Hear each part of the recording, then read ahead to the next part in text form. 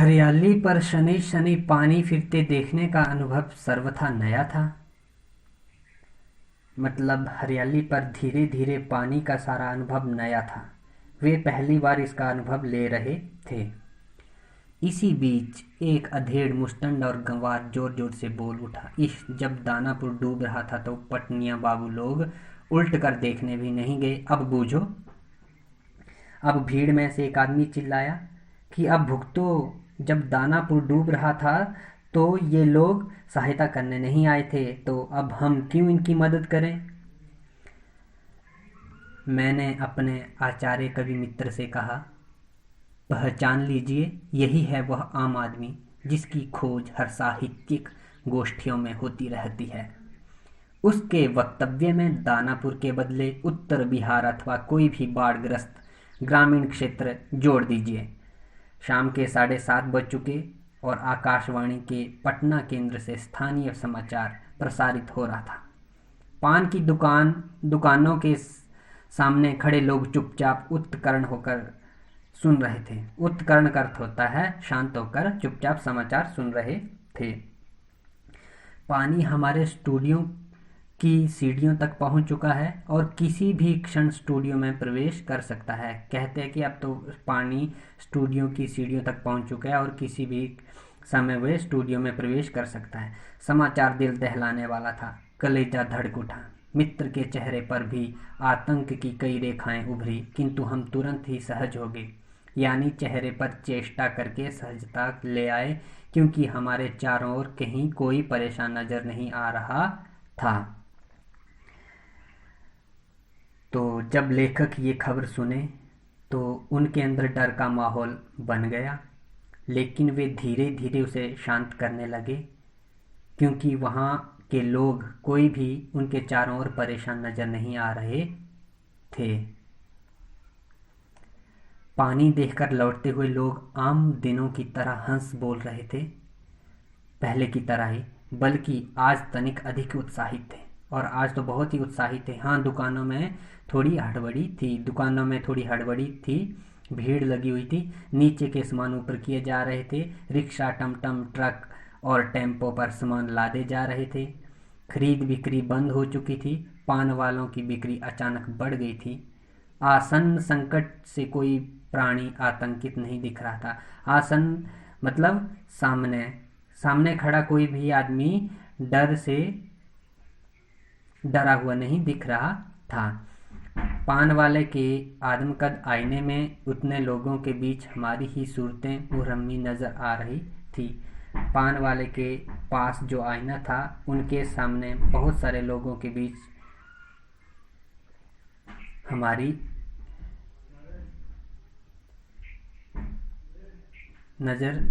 सूरतें नजर आ रही थी।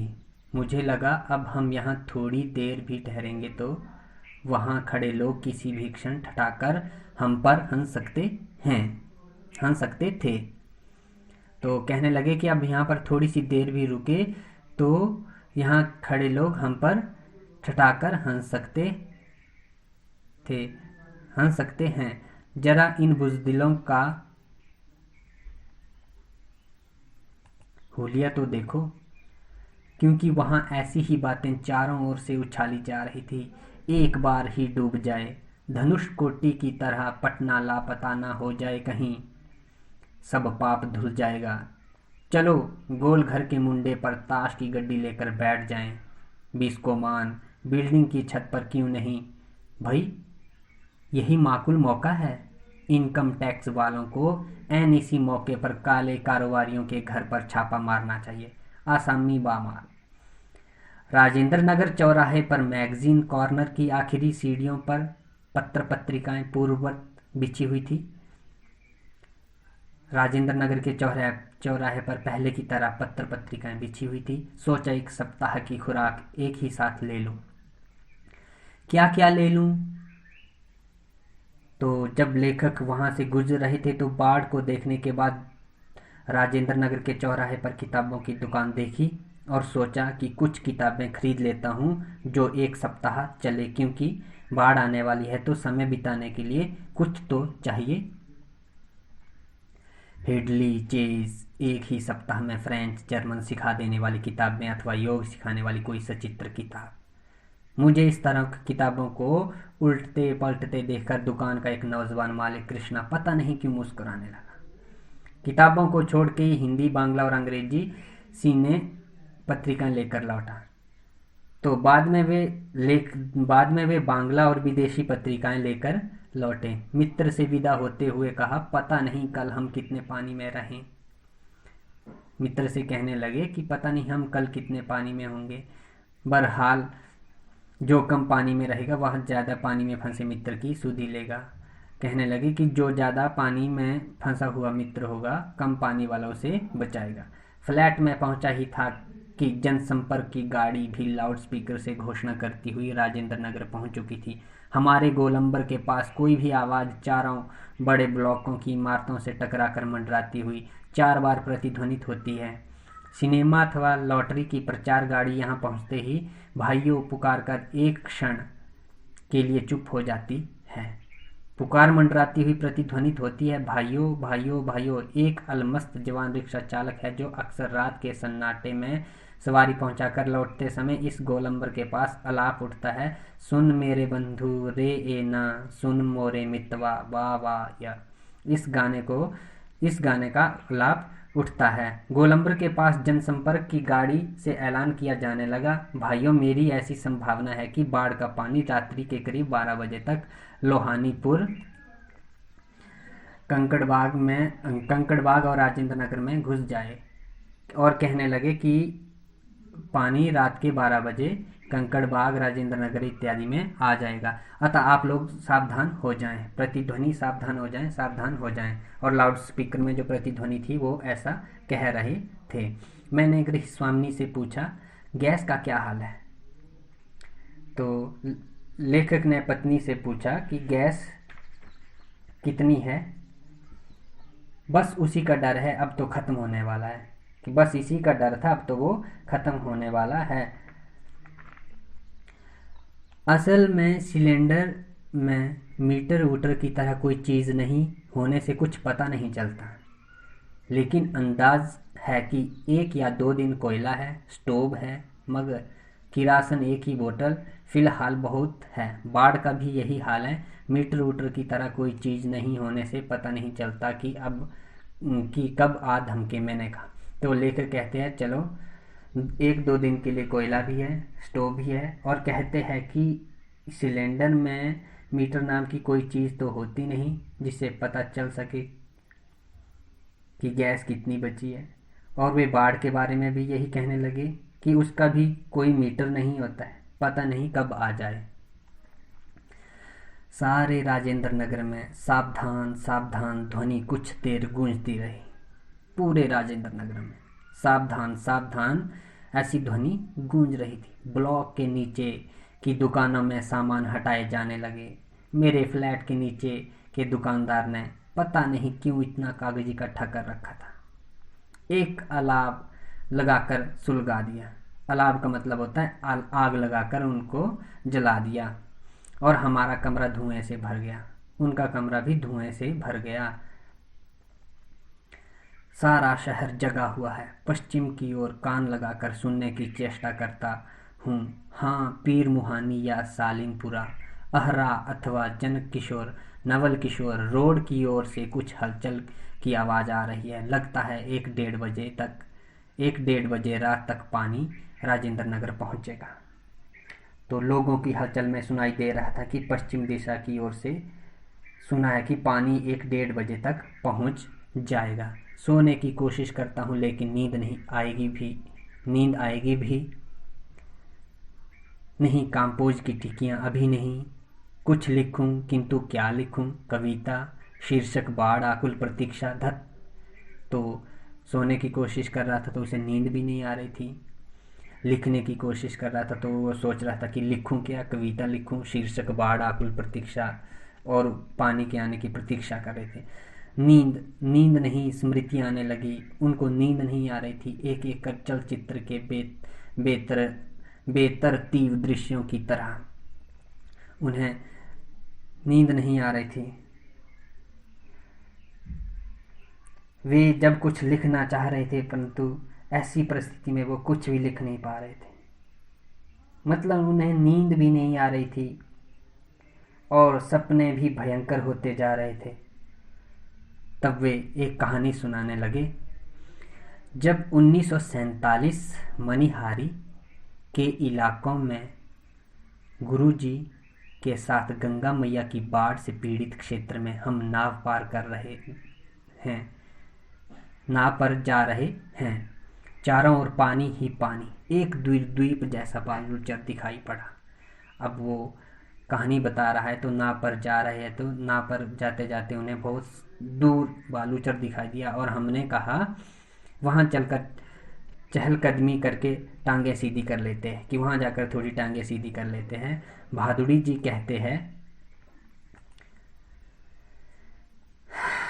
बहादुर जी कहते हैं कि किंतु सावधान, ऐसी जगहों पर कदम रखने के पहले यह मत भूलना कि तुमसे पहले ही वहां पर हर तरह के प्राणी शरणार्थी के रूप में मौजूद मिलेंगे।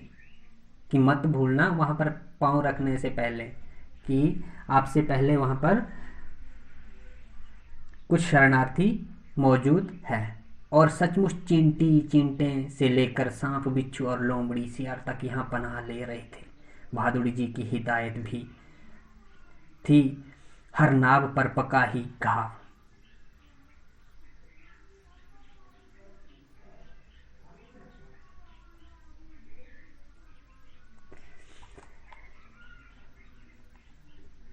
पानी के पैर की उंगलियां सड़ जाती है, तलवों में भी घाव हो जाता है। इसकी दवा दिया सिलाई की डिबिया और किरासन तेल रहना चाहिए। और सचमुच हम वहां जाते, जहां जाते खाने पीने की चीज पहले से ही पका ही घाव की दवा और दिया सिलाई की मांग होती।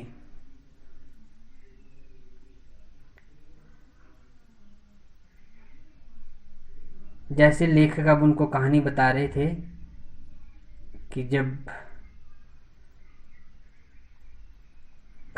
बता रहे थे और बिच्छू लोमड़ी सियार तक वहाँ पनाह ले रहे हैं और उनके पाँव के तलवा में भी घाव हो जाते और उनके पास किरासन तेल जैसी वस्तुएं उनके पास हमेशा होनी चाहिए थी और खाने पीने की वस्तुएं भी वहाँ होनी चाहिए थी।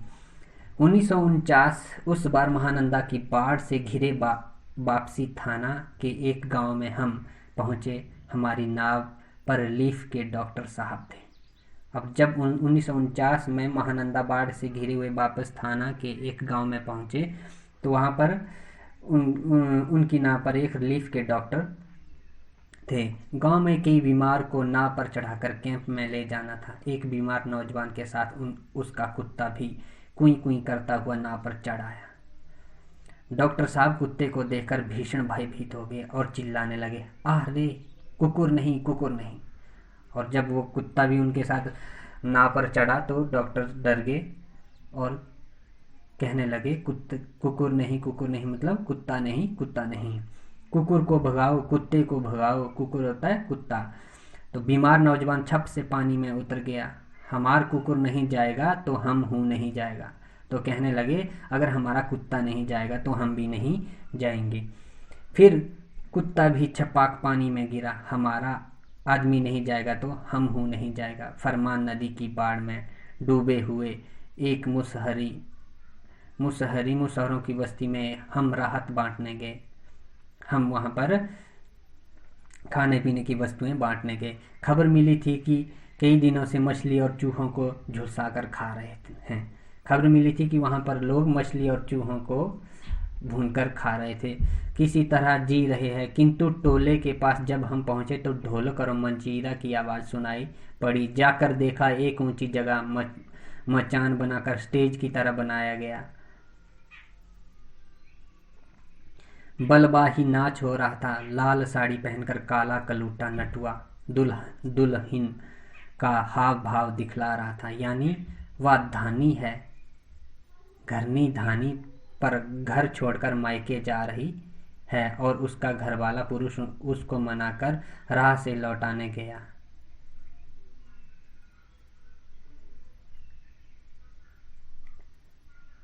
घानी का अर्थ होता है पत्नी।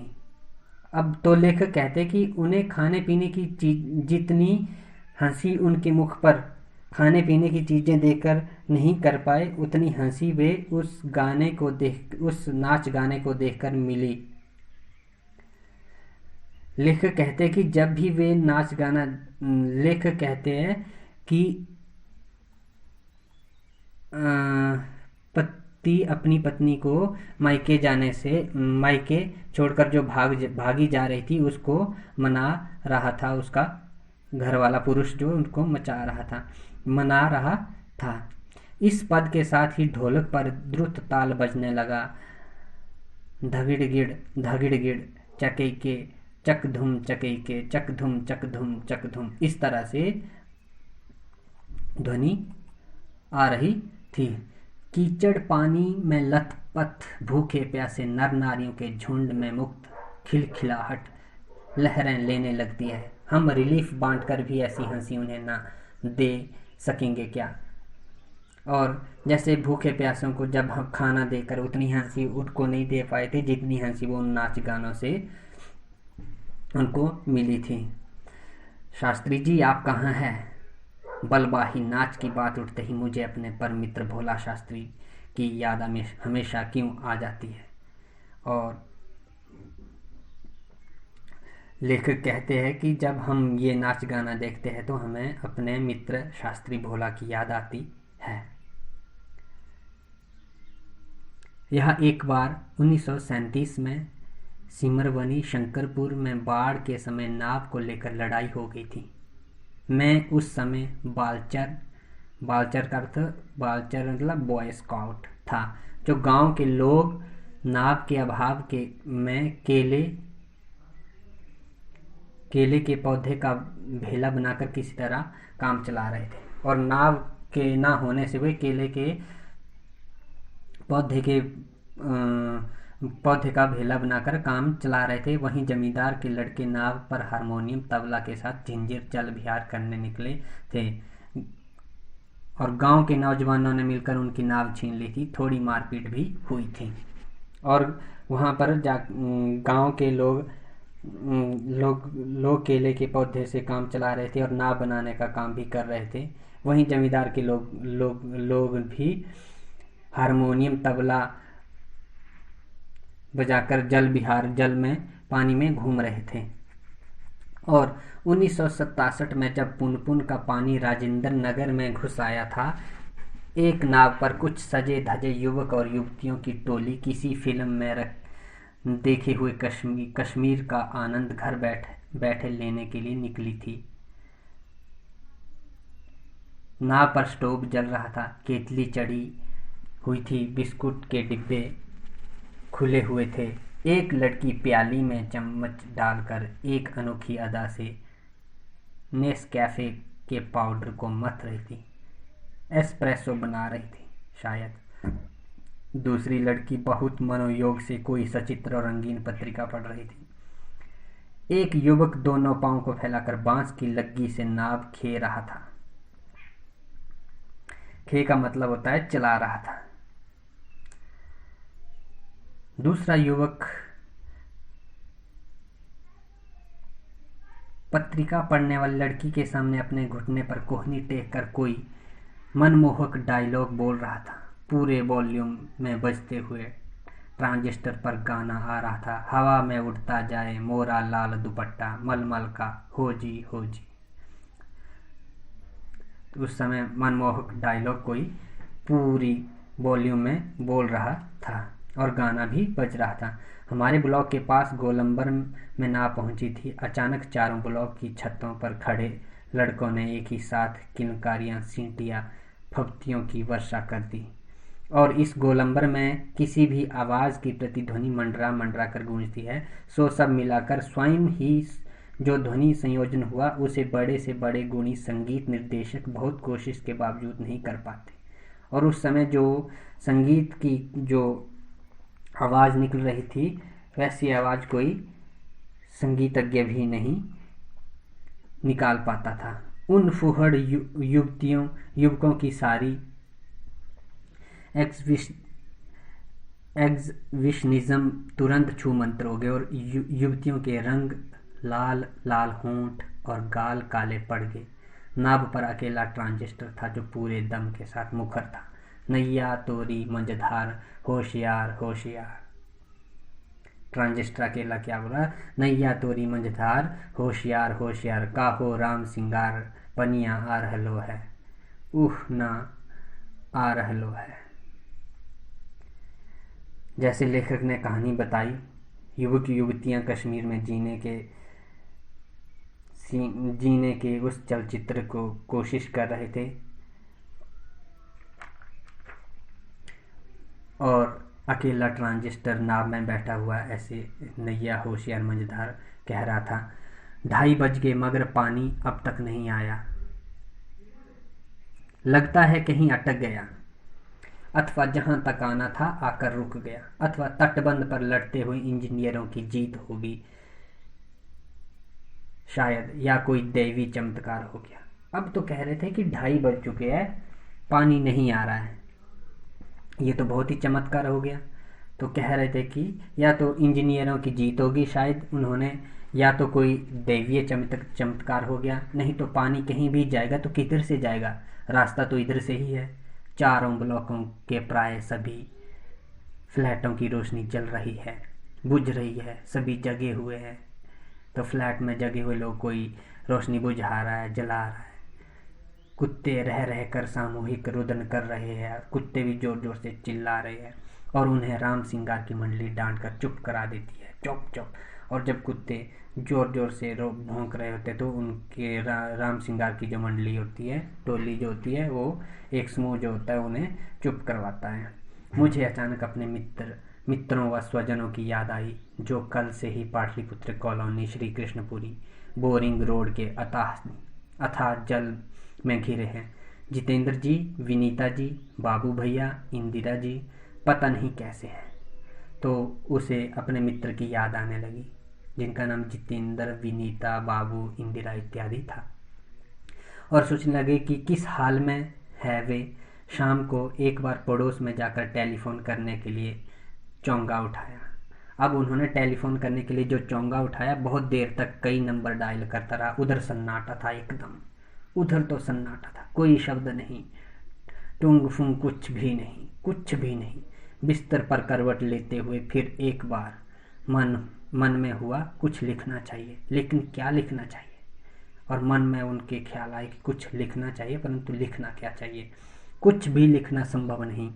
और क्या ज़रूरी है कि कुछ लिखा ही जाए, और उतना भी ज़रूरी नहीं कि कुछ लिखा ही जाए। फिर स्मृतियों को जगाऊं तो अच्छा, पिछले साल अगस्त में नरपतगंज थाना चकरदाहा गांव के पास छाती भर पानी में खड़ी एक आसन्न प्रसवा हमारी ओर गाय की तरह टुकुर टुकुर देख रही थी। तो पिछले साल के अगस्त में उनके गांव के पास छाती भर पानी में खड़ी एक आसन्न प्रसवा जो उनकी गाय की तरह जो उनकी ओर टुकुर टुकुर कर देख रही थी, नहीं अब भूली बिसरी याद नहीं, अब उनको वो याद भी नहीं आ रही थी। बेहतर है आंखें मूंद कर सफ़ेद भेड़ों के झुंड देखने की चेष्टा करूं। अब आंखें बंद करके वह सफ़ेद भेड़ों के झुंड को देखने की चेष्टा कर रहा था। तो उजले सफ़ेद भेड़ों का झुंड, किंतु सभी उजले भेड़ अचानक काले हो गए। जब वो आंखें बंद करते तो उजले भेड़ काले हो जाते। बार बार आंखें खोलता हूँ, मूंदता हूँ, काले को उजला करना चाहता हूँ, भेड़ों के झुंड भूरे हो जाते हैं। उजले भेड़, काले भूरे किंतु उजले उजले गेहुए रंग के भेड़। जब वो आंखें बंद करता तो वैसे उनके आंखों में रंग वैसा हो जाता। ओई ध्याखो असे गेछे जल, झकझोर कर मुझे जगाया गया। घड़ी देखी, ठीक 5:30 बज रहे थे, सवेरा हो चुका था। आ रहलो है पनिया। और कहने लगे पानी आ रहा है, पानी आ गैलो, हो राम सिंगार, हो मोहन, रामचन्नर, अरे हो। तो आवाज़ें आने लगी, हो राम सिंगार, हो मोहन, ए रामचन्नर। आंखें मलता हुआ उठा और पश्चिम की ओर थाना के सामने सड़क पर मोटी डोली की शक्ल में मुंह में झाग फेन लिए पानी आ रहा था। और जब पानी बहुत तेजी से सड़क में आ रहा था तो ठीक वैसा ही जैसे शाम को कॉफ़ी हाउस के पास देखा था, उसी तरह से पानी आ रहा था जैसे उन्होंने शाम को कॉफ़ी हाउस के पास देखा था। जैसे आपने पिछली वीडियो में पढ़ा है कि कॉफ़ी हाउस के पास कितना पानी आया था। पानी के साथ साथ चलता हुआ किलोल करता हुआ बच्चों का एक दल उधर पश्चिम दक्षिण कोने पर दिनकर अतिथिशाला से और आगे बस्ती के पास बच्चे कूद क्यों रहे हैं। नहीं बच्चे नहीं, पानी है। तो वो आवाज़ें मार रहे, नहीं बच्चे नहीं, पानी है। वहाँ मोड़ है, थोड़ा अवरोध है, इसलिए पानी उछल रहा है। पश्चिम उत्तर की ओर ब्लॉक नंबर 1 के पास पुलिस चौकी के पिछवाड़े में पानी का पहला रेला आया। ब्लॉक नंबर 4 के नीचे सेठ की दुकान की बाएं बाजू में लहरें नाचने लगी। और जैसे वो पानी आ रहा था तो वहाँ पर ब्लॉक नंबर 4 में सेठ की दुकान में बाएं बाजू में उनकी लहरें नाचने लगी। अब मैं दौड़कर छत पर चला गया। चारों ओर शोर, कोलाहल, कलरब, चीख पुकार और पानी का कलकल रब। अब चारों ओर कोई लोग इधर दौड़ रहा था, उधर दौड़ रहा था, चीखें सुनाई दे रही थी, लहरें नाच रही थी। सामने फुटपाथ को पार कर अब पानी हमारे पिछवाड़े के सशक्त बहने लगा और हमारे पीछे ही बहने लगा। गोलंबर के गोल पार्क के चारों ओर पानी नाच रहा, आ गया आ गया। पानी नाच रहा और सभी आवाज़ कर रहे हैं, आ गया आ गया। पानी बहुत तेज़ी से बढ़ रहा है, चढ़ रहा है। करंट कितना तेज़ है। पानी की धार, करंट का अर्थ है, आपने पढ़ा ही है कि पानी की धार कितनी तेज़ है। सोन का पानी है, नहीं गंगा जी का पानी है। आ गई लो। सामने की दीवार की ईंटें जल्दी जल्दी डूबती जा रही है। बिजली के खंभे का काला हिस्सा डूब गया। ताड़ के पेड़ का तना क्रमशः डूबता जा रहा है। वहाँ जो पेड़ जो लगे थे उन वे भी डूबते जा रहे थे, डूब रहा है। अभी यदि मेरे पास मूवी कैमरा होता, अगर एक टेप रिकॉर्डर होता, तो अब वो सोच रहे कि अब मेरे पास एक मूवी कैमरा होता तो मैं वीडियो बनाता, टेप रिकॉर्डर होता तो रिकॉर्ड करता। बाढ़ तो बचपन से देखता आया हूँ, किंतु पानी का इस तरह आना कभी नहीं देखा। बाढ़ के बारे में तो बाढ़ को बचपन से देखता आया हूँ, परंतु इस तरह का जो पानी है आज तक कभी नहीं देखा। अच्छा हुआ जो रात में नहीं आया, नहीं तो भय के मारे ना जाने मेरा क्या हाल होता। कहता कि अगर रात को आता तो डर के मारे मेरा पता नहीं क्या हाल होता। देखते ही देखते गोल पार्क डूब गया। और देखते ही देखते उनका गोल पार्क डूब गया। हरियाली लोप होगी, हरियाली सारी लुप्त होगी। अब हमारे चारों ओर पानी नाच रहा था। भूरे रंग के भेड़ों का झुंड, भेड़ दौड़ रहे हैं। भूरे भेड़, वह चाय वाले की झोंपड़ी गई, चली गई। काश मेरे पास एक मूवी कैमरा होता। और वे हमेशा यही सोचता रह गया कि काश मेरे पास मूवी कैमरा होता, एक टेप रिकॉर्डर होता तो क्या होता। अच्छा है कुछ भी नहीं है। कलम थी, वह भी चोरी चली गई। तो कहने लगे अच्छा है कुछ भी नहीं है। कलम थी वो भी चोरी होगी, वो भी बहेगी। अच्छा है कुछ भी नहीं है मेरे पास। तो प्रिय विद्यार्थियों, इस तरह की एक कहानी फणीश्वर नाथ रेणु द्वारा आपने पढ़ी और इसको आप अच्छे से पढ़ लें, स्मरण कर लें, ताकि आपको प्रश्नों के उत्तर देने में कोई समस्या ना आए।